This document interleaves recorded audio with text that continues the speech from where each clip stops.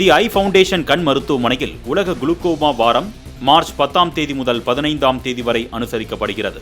உலக குளுக்கோமா வாரத்தை முன்னிட்டு தி ஐ ஃபவுண்டேஷன் மருத்துவமனையில் விழிப்புணர்வு நிகழ்வு நடைபெற்றது.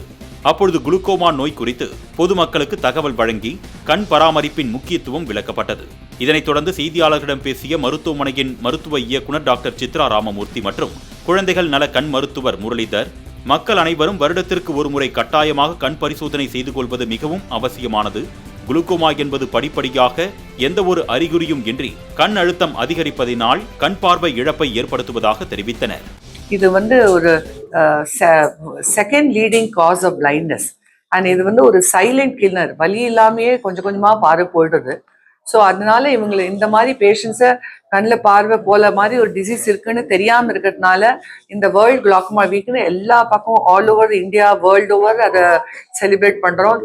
ஸோ தட் எல்லாருக்கும் நம்ம ரெகுலராக ஐ செக்அப் பண்ணிக்கணும்னு ஒரு அவேர்னஸ் வரணும்.